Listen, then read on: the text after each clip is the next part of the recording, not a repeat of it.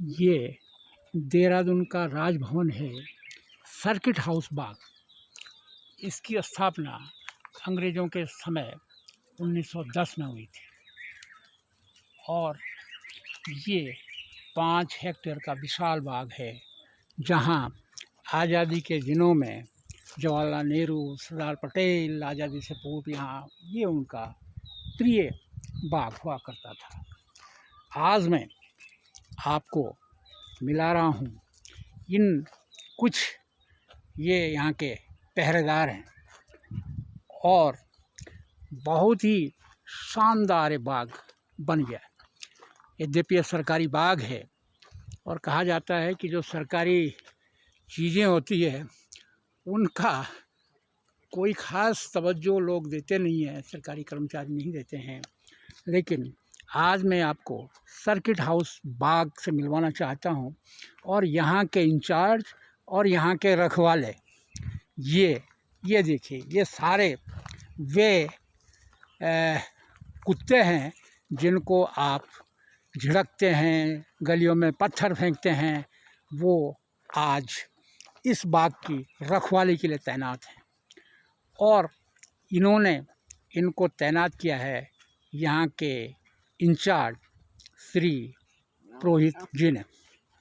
और ये बहुत ही शानदार है। देखिए, ये यहाँ मधुमक्खी के बॉक्स इसलिए रखे गए हैं कि ताकि ये देखिए आम के जो शानदार ये पेड़ हैं जिसमें बौर आ गई है और लीची के इनका परागण हो सके और इन मधुमक्खियों के डिब्बों से, इन मधुमक्खियों से यहाँ की उपज, आसपास के बगीचों की उपज करीब 20 से 30% बढ़ जाती है। अभी हम आपसे बात करते हैं। देखिए, और ये देखिए तैनात हैं और यहाँ जंगली सूअरों का और बंदरों का आतंक हुआ करता था। तब एक नुक्ता निकाला यहाँ बाग के इंचार्ज श्री पुरोहित जी ने। पुरोहित साहब नमस्कार। सर नमस्कार। आप इस सर्किट हाउस बाग के इंचार्ज हैं सर। आपका पूरा नाम है? श्री दीपक पुरोहित। दीपक पुरोहित।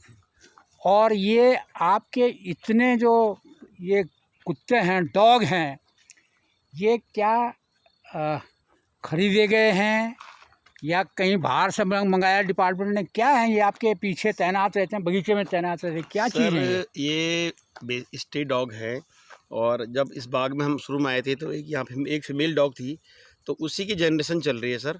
बाकी कुछ रास्ते में लोगों ने पपीज वगैरह रास्ते में छोड़ते छोटे बच्चों को मादा समझ के रोड में छोड़ते हैं। मैं एक आधा उठा के ले आए थे यहाँ पे, तो उनकी ये पूरी जनरेशन यहाँ पे चल रही है। टोटल आज की डेट में ये 15 के आसपास हैं और इनका फ़ायदा ये है कि इसी के बगल में राजभवन और मुख्यमंत्री आवास है, जहाँ पर कि बंदरों ने और इन्होंने बिल्कुल कुछ भी कार्य वहाँ पे संभव नहीं हो पा रहा है।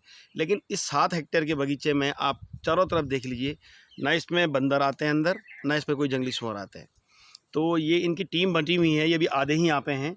ये बगीचे के तीनों डायरेक्शन इनको पता है कि कहाँ कहाँ से बगीचे में कोई जानवर आते हैं, तो ये उन जगह डिवाइड हो जाते हैं और वहाँ से अगर कहीं से भी एक आवाज़ आई तो सब के सब उधर को ही जाते हैं। ये बताइए, ये आप सरकारी कर्मचारी हैं, क्या ये सरकार की तरफ से है? इनको भोजन सरकार की तरफ से मिलता है? कौन इनको पाल रहा है? सर ये हम ही इनको पाल रहे हैं। आप अपने वेतन से इनको? वेतन से पाल रहे हैं और हमारे स्टाफ में जो पीछे को हमारे स्टाफ के लोग रहते हैं वो भी इनको खाना देते हैं। और ये इस बाग की रखवाली करते हैं? आप सर इस बाग में जब भी आओ आप देखना, ये 9 to 5 किसी को कुछ नहीं कहते हैं। ये अपने गार्डन्स के, जहाँ इनको मालूम है कि जहाँ से जंगली जानवर या जहाँ से बाहरी लोग आते हैं बगीचे में, ये वहाँ तैनात रहते हैं। और 5 बजे के बाद ये गार्डन के गेट से लेके चारों तरफ रहते हैं और निस्वार्थ ये अपना काम करते हैं। मतलब यहाँ बंदर, जंगली सुअर या वो चीज़ जो बगीचे को नुकसान पहुंचा सकते हो, घुस नहीं सकते? कुछ भी नहीं सर, कुछ भी यहाँ पे एंटर संभव ही नहीं है, क्योंकि इनकी एक दो बार बंदरों से भी और जंगली सूअरों से भी काफ़ी इनकी भिड़ंत हो चुकी है, और जिसमें कि उनको भी मालूम है, आसपास बंदरों को भी मालूम है कि इस बगीचे में जो ये है, ये वो जानते हैं, इसलिए वो अंदर आते भी नहीं है। आते नहीं। आते भी नहीं है। तो ये है सर्किट हाउस का बाग। यहाँ मधुमक्खी पालन हो रहा है। यहाँ शानदार फ्लोरिकल्चर से भी हमारा ये फ्लोरिकल्चर का भी है। और ये आपको बता देना चाहता हूँ, मेरा मकसद किसी की प्रशंसा करना नहीं है, लेकिन अमूमन ये माना जाता है कि जो सरकारी विभाग हैं वो बड़े लिचड़े। वो देखिए नीचे एक डॉग शायद पेड़ में कुछ कूद रहा है। ये माना जाता है कि जो सरकारी कर्मचारियों के या सरकारीकरण जिसका हो सकता है उसका ज़्यादा फ़ायदा नहीं होता है, लेकिन इस बाग को देख के लगता है कि जैसे प्राइवेट सेक्टर वाले काम करते हैं इस बाग करते हैं। इसलिए हम पुरोहित जी से पूछना चाहेंगे, पुरोहित साहब ये बताइए, आपके पास आप इंचार्ज इस बाग के हो, सर। राजभवन भी देखते हो? सर सर्किट हाउस, राजभवन और सीएम हाउस ये देखा जाए तो एक ही कैंपस है ये, क्योंकि राजभवन और मुख्यमंत्री आवास का जितना भी आपका सिंचाई का पानी लाइन या वहाँ का जो भी चीज़ें रख रखा होगी इसी बाग में हम रखते हैं। ओके। तो मेरे पास राजभवन, सीएम हाउस और ये गार्डन का चार्ज है। तीनों चार्ज हैं जी। राजभवन और गवर्नर हाउस और सीएम हाउस, ये बहुत ही यहाँ आपको मुझे लगता है 100.1% देना पड़ता होगा।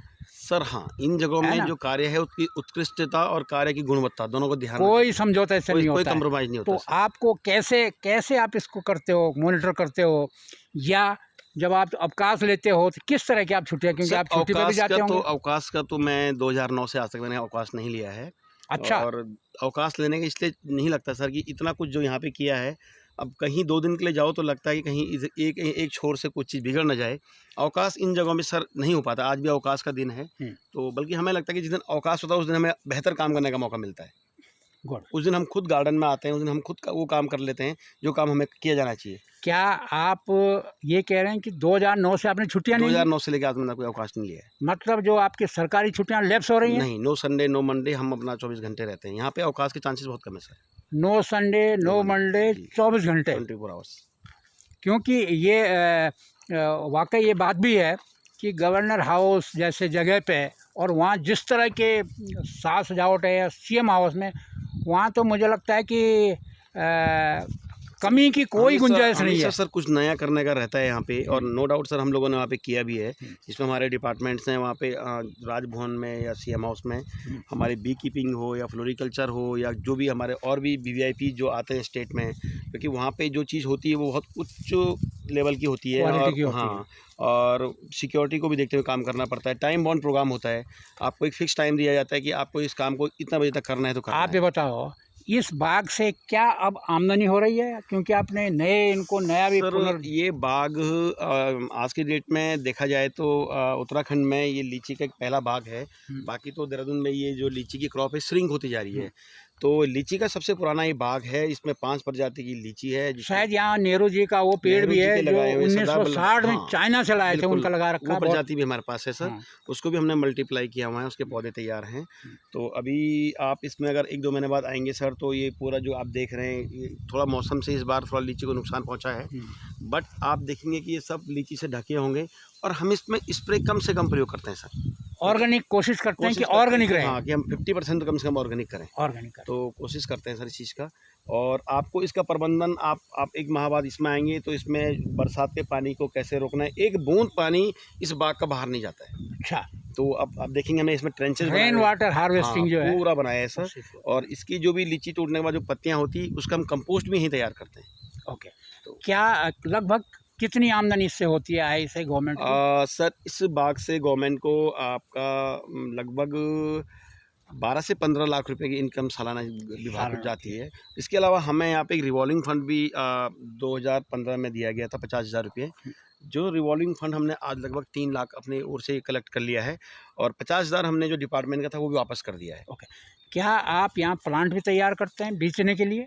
सर यहाँ पे जो भी सीजनल वेजिटेबल्स हैं या फ्लावर्स के हैं, ये तो हम करते हैं। इसके साथ साथ हमारे यहाँ पे फ्रूट प्लांट्स में लीची है सर, आपका सिट्रस के प्लांट प्रजातियाँ हैं, ऑर्नामेंटल भी है, आपका अनार है, आपका ये लगभग हम 5 प्रकार के इसमें फल पौधे तैयार करते हैं और लगभग 20,000 से 25,000 पौधे तैयार करते हैं। और इसको मार्केट में बेचते हैं। बिल्कुल, बिल्कुल मार्केट में। हम्म, तो इस मैं गार्डन में सर हमने इसका प्रबंधन बहुत हद तक अपने उस पे कंट्रोल में किया हुआ है और आने वाले टाइम में इसका आपको और भी अच्छा स्वरूप देखने को मिलेगा सर। सबसे शानदार काम इस चीज़ के लिए आपको बधाई हो कि आपने एक इनिशिएटिव लिया। जो बेचारे रास्ते में कूड़ा खा रहे होते हैं या लोग पत्थर मार रहे होते हैं, उनसे आपने शानदार काम करवाया सर और मुझे लगता है कि इस चीज़ से लोगों को प्रेरणा लेनी चाहिए कि कैसे जिसको हम आवारा कहते हैं या गली के कुत्ते उनको कैसे सदुपयोग किया जाए, कैसे इस समय पहाड़ में बंदरों और उसकी समस्या वहाँ भी ये सक्षम हो सकते हैं। मैं तो ये कह जितना मेरा अपना अनुभव है, मुझे ये लगता है कि अगर ये नहीं होते तो शायद टफ होता काम करना। बिकॉज आज की डेट में आप कितने भी चौकीदार रख लीजिए, कितने भी माली रख लीजिए, वो काम नहीं कर सकते जो काम करते हैं। ये काम कर तो मतलब गार्डन के देखभाल में तो इनके बिना कुछ भी करना संभव नहीं। और मुझे लगता है ये एक ऐसी फोर्स है जो आपको किसी भी गले चौराहे मिल जाएंगे सर, मिल जाएंगे। और मुझे लगता है कि इनका मुकाबला जिनको आप शेपर्ड डॉग कहते हैं लाखों रुपए के जो है, वो भी मुझे लगता है कि इसका मुकाबला नहीं कर सकते। इनके मुकाबले चौकीदारी में और रखरखाव में और फेथफुल इनके मुकाबले कोई नहीं सर, कोई नहीं। बहुत बहुत धन्यवाद। आप इसमें सफल हों और आपने एक उदाहरण पेश किया है कि कैसे जिनको हम आवारा कहते हैं उनका कैसे सदुपयोग हो सकता है, तो ये बहुत ही शानदार है। और इन जो आपके ये डॉग फोर्स है, इनको भी बहुत बहुत मुबारकबाद। ये जिएँ और शानदार काम करें। ये मधुमक्खी पालनी कहाँ से आए? ये हमारे एक मधुमक्खी पालक हैं अतर सिंह जी।